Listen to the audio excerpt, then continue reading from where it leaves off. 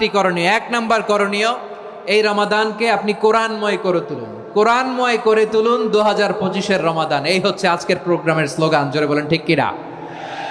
কোরআনময় করতে রাজি আছেন? কোরআন তেলাওয়াত করতে রাজি আছেন? আমার প্রিয় ভাইরা, ধীরস্থিরভাবে কোরআন তেলাওয়াত করুন, তাড়াহুড়ো করে নয়। আনাস রাদিয়াল্লাহু তাআলা আনহু বলতেন, রুব্বা কারি লিল কোরআন ওয়াল কোরআনু ইয়ালআনহু। কোরআনের অনেক কারি আছে যারা কোরআন পড়ে কিন্তু সওয়াব পায় না, বরং আল্লাহর কোরআন তার বিরুদ্ধে আল্লাহর দরবারে নালিশ করে আর লানত করতে থাকে। আমরা কি ওই রকম কোরআনের তেলাওয়াতকারী হতে চাই? না। ধীরস্থিরভাবে ওয়ারাত্তিলিল কোরআনা তারতিলা, তারতিলের সাথে পড়বেন। বিষ্ণু ইসা ইসলাম কানা ইয়ামুদ্দু সাওতাহু মাদ্দান, টেনে টেনে পড়তেন। আলহামদুলিল্লাহি রাব্বিল আলামিন আর রহমানির রহিম মালিকি ইয়াউমিদ্দিন ইয়্যাকা না'বুদু ওয়া ইয়্যাকা নাস্তাঈন اهدنا الصراط المستقيم صراط الذين أنعمت عليهم غير المغضوب عليهم ولا الضالين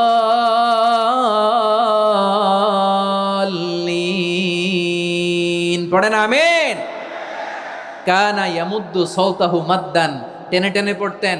ওয়া কানা ইউকাত্তিউ আয়াতাহু, ইউকাত্তিউ আয়াতান আয়াতান, প্রত্যেক আয়াত পড়ে পড়ে তিনি থামতেন। এভাবে কোরআন পড়তে হবে। আমাদের অনেক মা বোনেরা আজকের এই চাঁপাইনবাবগঞ্জের প্রোগ্রামের অনেকগুলো মহিলা প্যান্ডেল আমি ল্যান্ডিং করার সময় দেখেছি। আমার অনেক বোনেরা, ওনারা কোরআন খতম করতে যে এমনভাবে তেলাওয়াত করেন, কোরআন তেলাওয়াতের আদব আর অবশিষ্ট থাকে না। আমরা তার তিলের সাথে তেলাওয়াত করব, যেমনটি আমি পড়ে শোনালাম। বিষ্ণু ইসলাম প্রতি আয়াত শেষে থামতেন, টেনে টেনে পড়তেন, তার তিলের সাথে পড়তেন, সুর করে পড়তেন। মানলাম ইয়াতাগান্না বিল কোরআন ফালাইসা মিন্না, যে সুর করে কোরআন পড়ে না সে আমার উম্মত হতে পারে। জাইনুল কোরআন বিআসওয়াতিকুম, বিষ্ণু বলেন সুর করে কোরআন পড়বা। অনেকে কোরআনের খতম তুলবার জন্য কোরআনরে একেবারে খতম করে দেয়, এরকম আছে না নাই? কোরআনের খতম তোলার জন্য কোরআনরে কি করে? একেবারে খতম করে দেয় না। আপনি ধীরস্থির ভাবে পড়ে যদি খতম দিতে পারেন মাশাআল্লাহ, না পারলে যতটুকু পারেন পড়বেন। এরপর অনুবাদ পড়ার চেষ্টা করবেন, তাফসির পড়ার চেষ্টা করবেন। আপনাদের জন্য এক অনন্য উপহার রয়েছে আমার পক্ষ থেকে, এক নজরে কোরআন। 114 সূরার সারমর্ম, সার নির্যাস আমরা নিয়ে এসেছি এখানে। বাংলা ভাষায় আমার জানা মতে খুব সম্ভবত এই প্রথম কাজ, কেউ করে নাই। আরবিতে পাবেন এরকম অনেক বই, ইংরেজিতে কিছু কাজ আমরা দেখেছি, কিন্তু বাংলায় পাবেন না।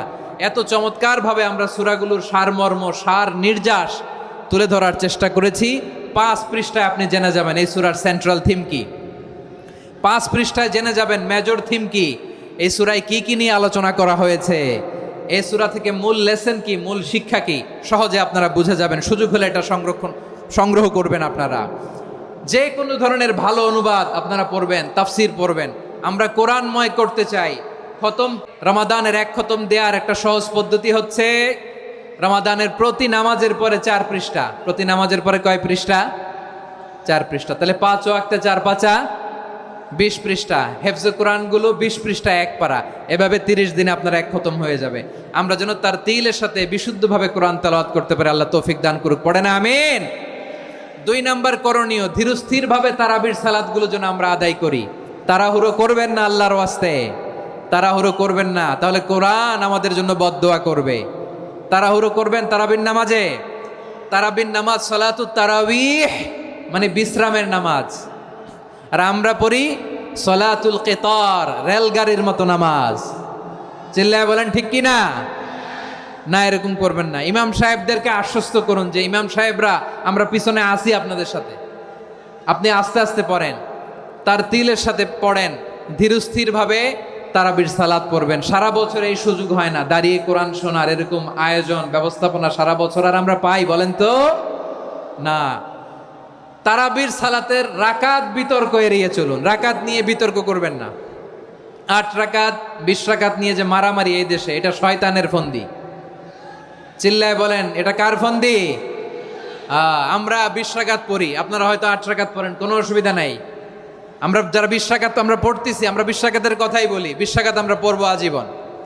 সৌদি আরবে মক্কা মদিনায় 20 রাকাত পড়ে, কোনো অসুবিধা নাই। অন্যান্য মসজিদগুলো 8 রাকাত পড়ে, এই নিয়ে এদের মধ্যে মারামারি আছে? হ্যাঁ, এই জন্য রাকাত বিতর্ক এড়িয়ে চলবেন। প্রিয় ভাইয়েরা, আপনার আমল আল্লাহর কাছে কবুল হবে সংখ্যার বিচারে না উত্তমতার বিচারে? বলেন তো, সংখ্যার বিচারে না উত্তমতার বিচারে?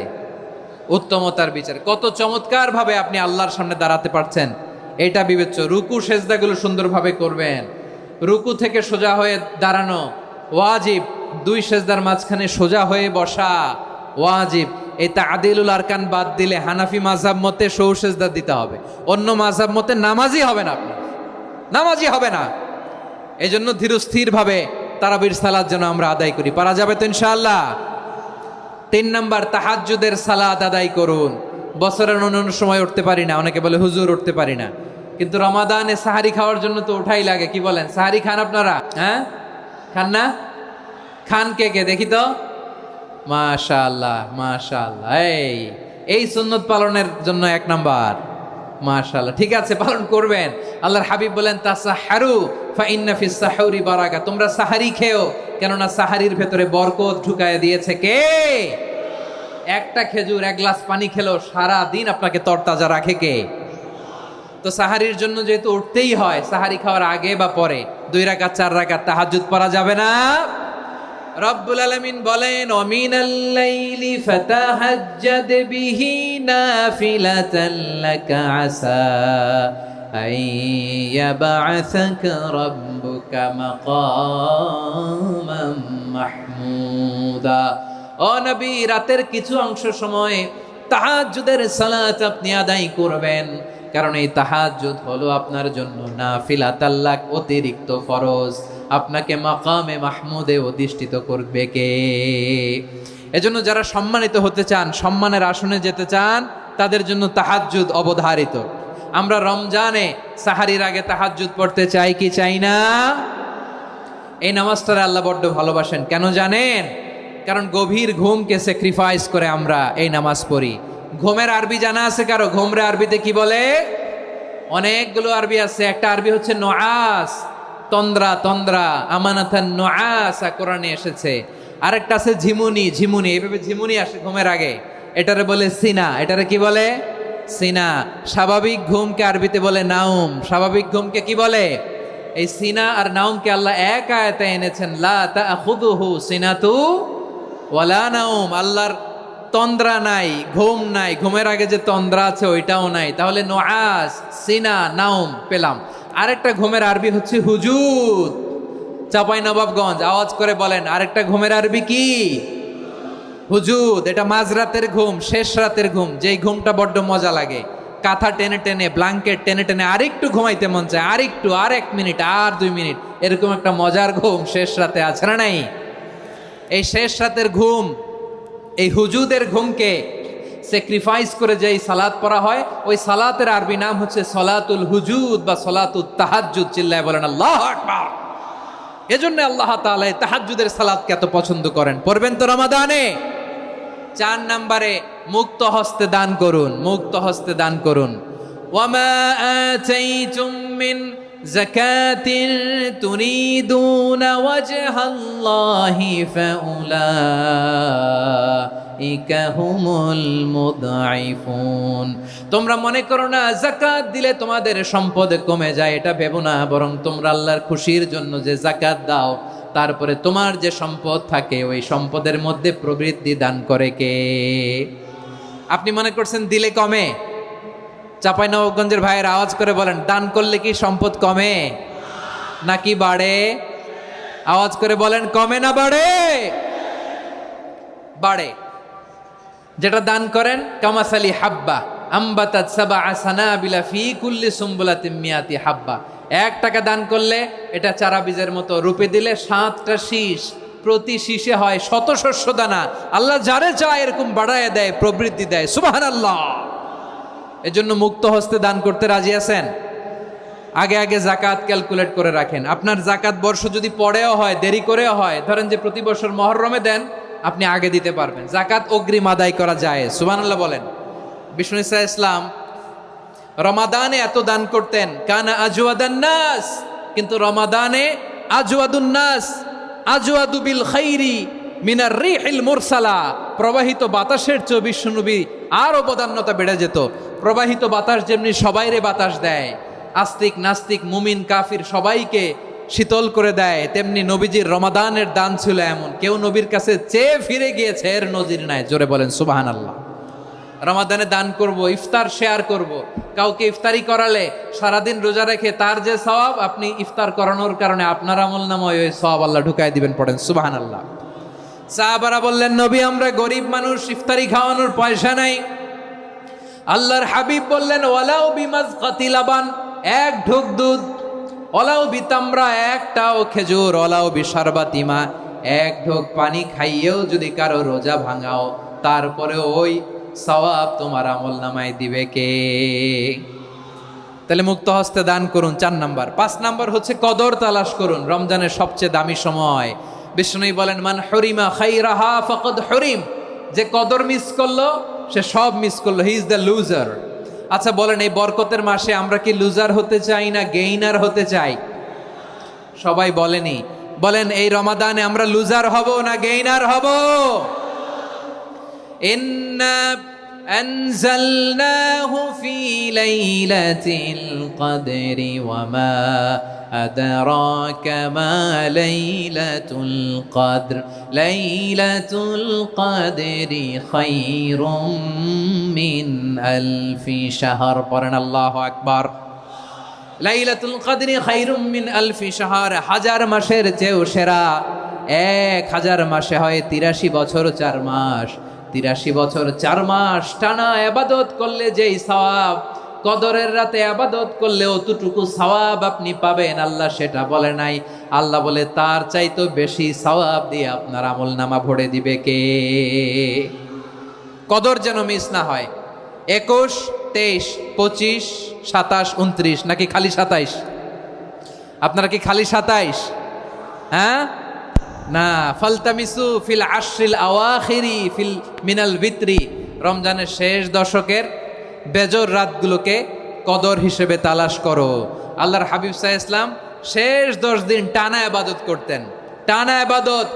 ইদা জাআল আশরু আহিয়াল লাইলা আইকাযা আহলা ওয়া জাদ্দা ওয়া শাদ্দাল মিজার, সারা রাত জেগে ইবাদতের নজির নবীজির নাই, শুধু রমজানের শেষ দশক ছাড়া। সুবহানাল্লাহ বলেন।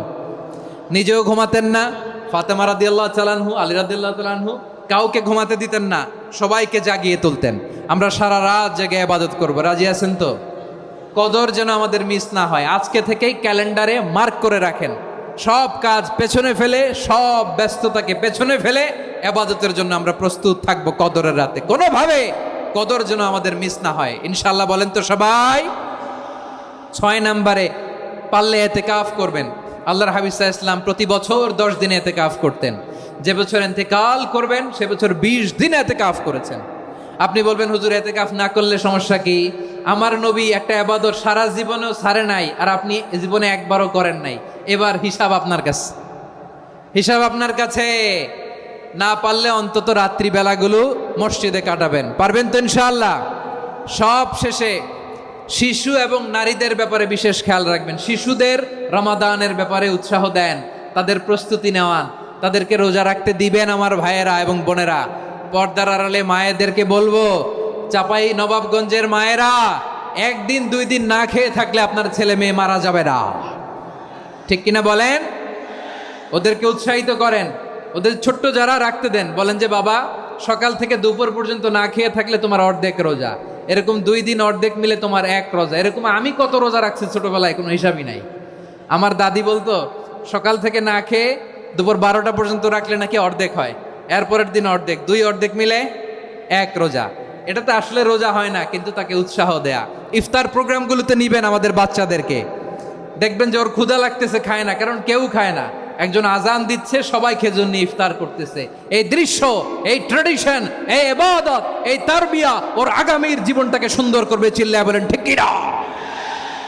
এভাবে আগামীর প্রজন্মকে আমাদের গড়তে